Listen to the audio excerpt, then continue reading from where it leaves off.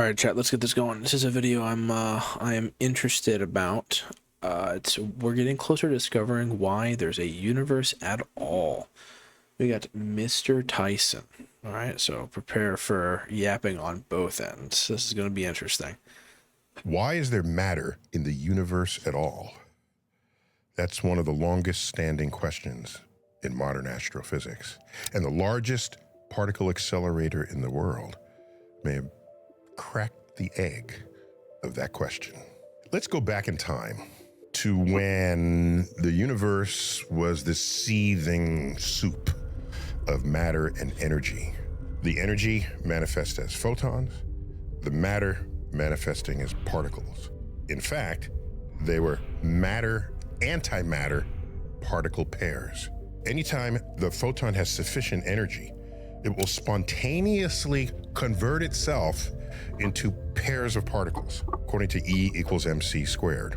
E for energy, m for matter. This is the famous Einstein equation from 1905. Not the reason why he was given the Nobel Prize 16 years later, by the way. So, the way it works is you start out with energy. If you're going to make matter, the matter has to be such that if you recombine it, you get the energy again. So when a photon becomes matter, it becomes a matter-antimatter particle pair. Then that particle pair finds each other and becomes the photon again.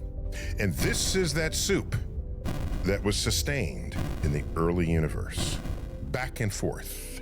Anytime there was matter, there was an equal amount of antimatter ready to re-annihilate and become photons again. The universe was happy in that state while it was expanding and cooling until, for some mysterious reason, 1 in a billion conversions of a photon into matter-antimatter particle pairs made only a matter particle and no antimatter for every 999,999,999 photons. And the dance card of one of those particles, a matter particle, went unmatched. So as the universe expanded and cooled, the matter-antimatter particles that could find mates became photons, stranding one matter particle. And that is the universe we live in today. There was some symmetry broken in the early universe.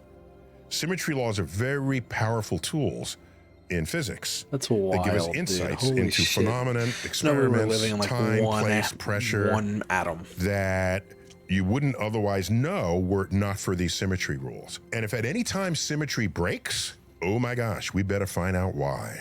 This has been a long-standing problem in modern astrophysics.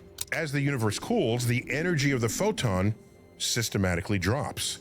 When it drops below the energy of any two particles that it could possibly make, these are particles with a mass, convert that through E equals mc squared to find out how much energy it takes to make these two particles. If the energy of all the photons drops below that, then the conversion of energy into matter stops. Yeah, it can still happen in the centers of stars, but overall in the universe, it stops. We have not understood this symmetry breaking. We've not been able to duplicate it in our laboratories, in our particle accelerators, which are nothing more than the physicist's petri dish of the early universe. We set up the conditions in our particle accelerators that resemble what was going on in the early universe. And that's how we know anything that was happening near the Big Bang itself.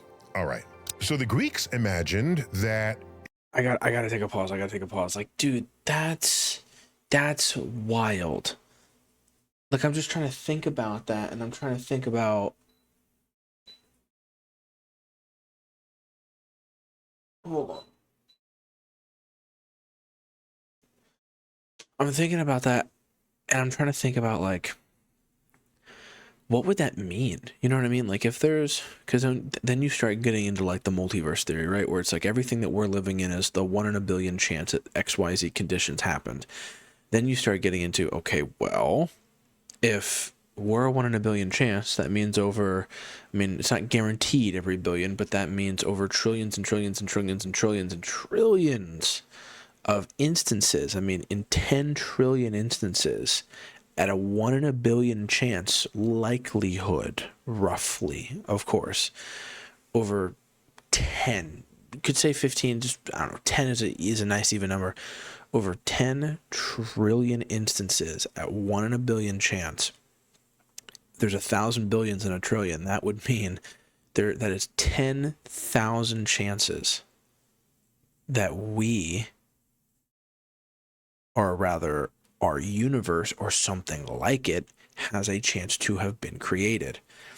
So then obviously we could get into like, this begs the question of like, well, where did that energy come from? Where did it originate from? Why was it always there? And then you get into like the modern, no disrespect to religion, but it's like the modern day debate where it's like, oh, well, God created everything, he is and always will be. And then it's like, okay, well, you try to ask like, well, where did God come from? And they say, oh, well, he's all knowing, he's omnipotent, he's always been there. And you're like, so you want me, and I can understand it to an extent, like it's easier to believe one individual entity was and always will be, rather than an entire universe with a complex system and hierarchy and tiers and rules and themes was always there, right? It's easier to believe one person was. Sorry about that. So yeah, like that's wild. So it's one of those things where like there's tens of thousands of instances, at least by now, over the course of the several billion years that we know at least the universe has been going on. There's probably several hundreds of thousands of instances. And then that begs the question, right? It leads everything back to like, well, how many universes are there? How many versions of us are there in each of their universes? And then we don't even know how many forms of intelligent, or at least what we deem intelligent life there is in our universe. I mean, we could be seen as unintelligent life to another species because they went around a different corner in the primordial soup, put it that way.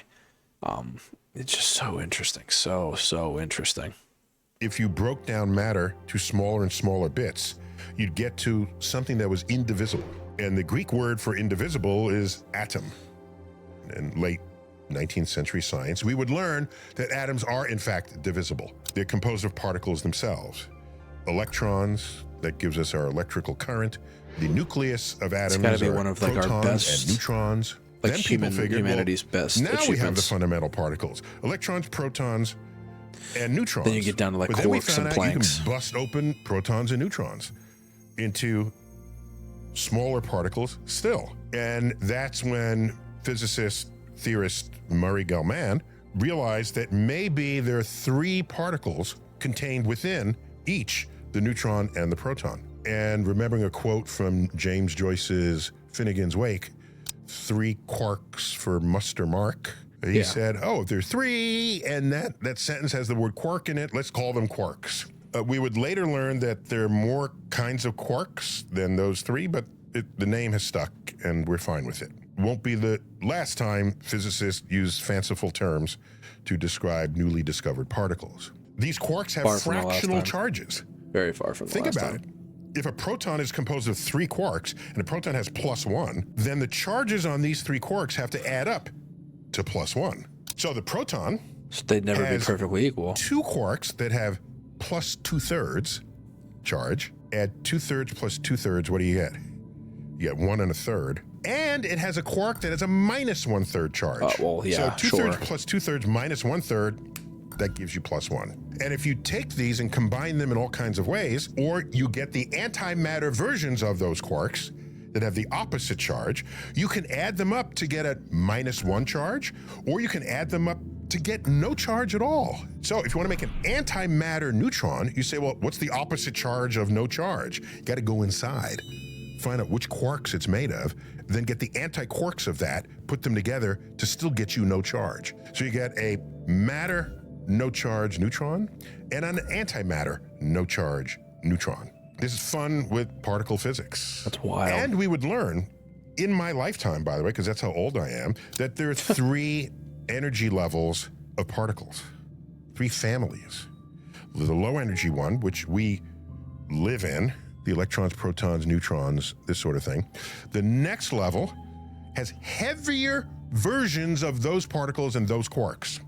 Heavier versions. And there's a 3rd level as well, at even higher energies that we discovered in our most powerful particle accelerators. Jesus. So you combine all three of these Shit's so regimes cool, together man. into one description, and that is the standard model of particle physics. Recently, at the European Organization for Nuclear Research, acronymed CERN, C-E-R-N, in their Large Hadron Collider, hadrons are nuclear particles, so it's really busting up atomic nuclei. They found an asymmetry in the formation of matter and antimatter particle That's pairs. cool. But it was for a special configuration of particles.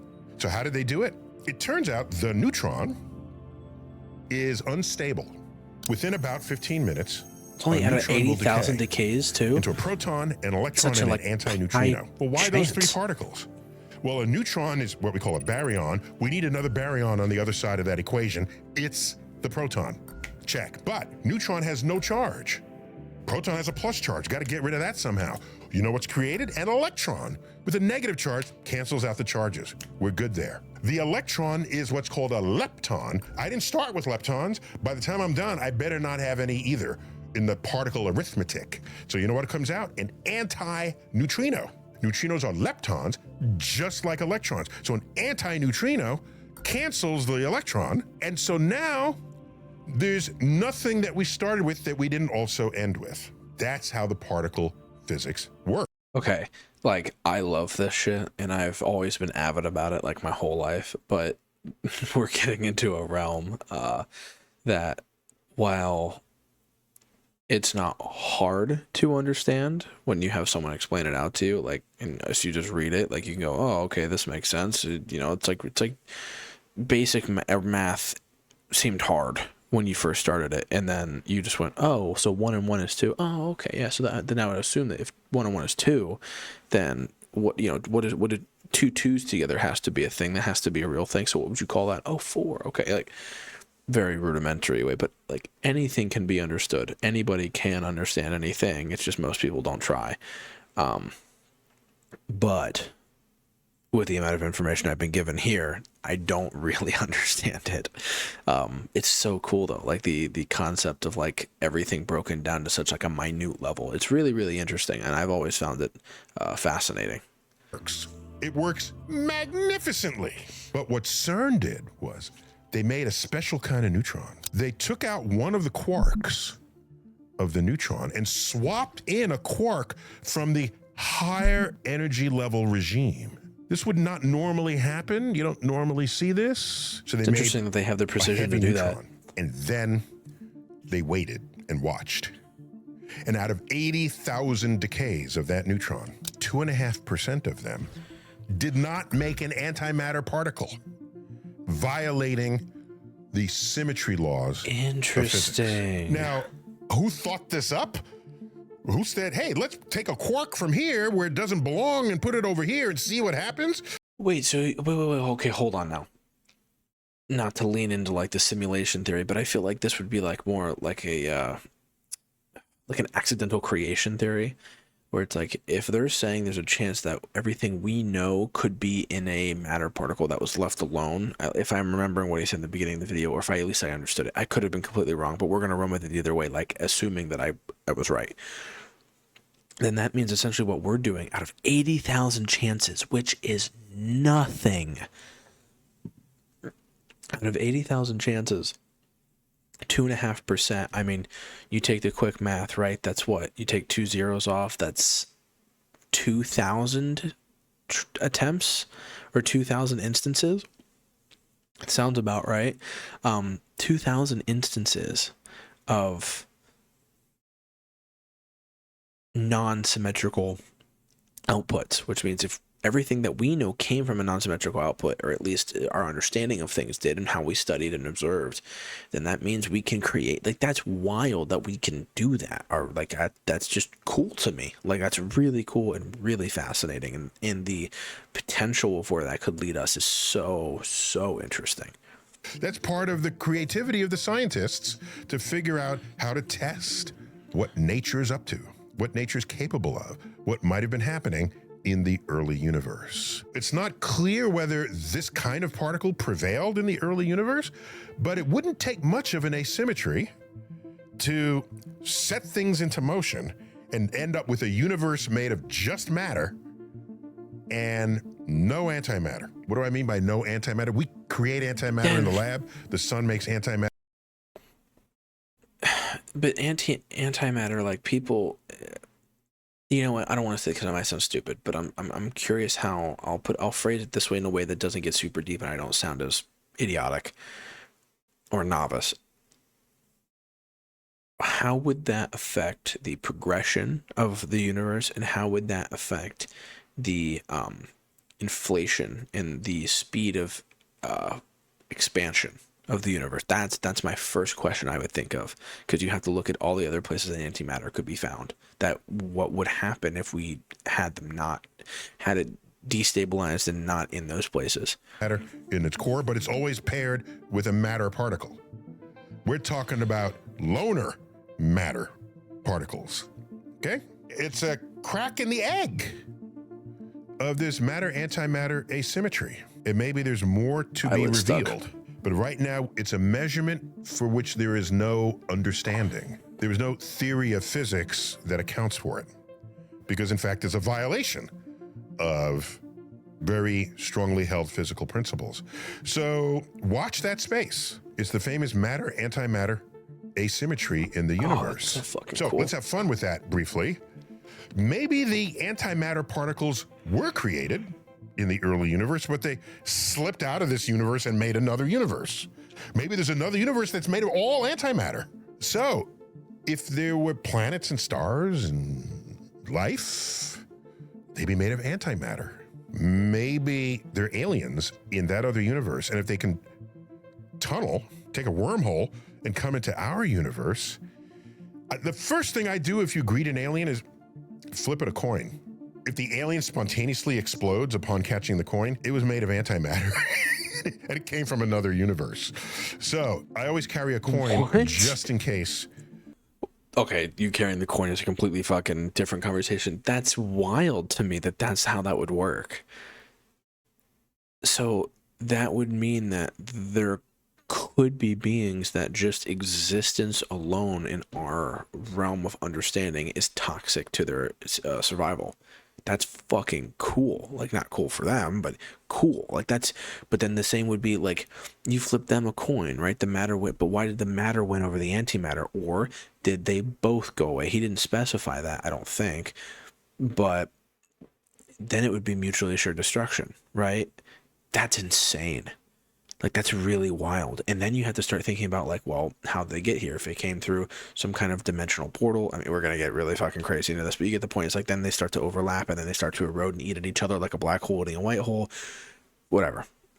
There's an alien that I have to greet. Right now, that's the frontier of science fiction. Maybe one day becoming science fact. And that's what's up with that. I'm watching that space, and I invite you to do so as well. As always, keep looking up. Oh man, that's fucking wild. That's so cool. Man, you know, everyone always memes Neil for rambling, but I could listen to him ramble for hours. I mean, the way he explains things, how's like not so weird, how soothing his voice can be. It makes things very interesting. That's so cool to me, man. That's so cool to me. A lot of stuff to think about, though. Like, a lot of stuff to think about. One of these days soon here, I'm going to do like a video of me just talking about some of the stuff that I've watched and kind of how I think it all plays together. I think that'd be fun. It'd be fun to hear me ramble about things I'm completely incorrect about, and try to make as much sense of them as I can. But yeah, man, great. It was a great video. Fantastic video. All right, on to the next one.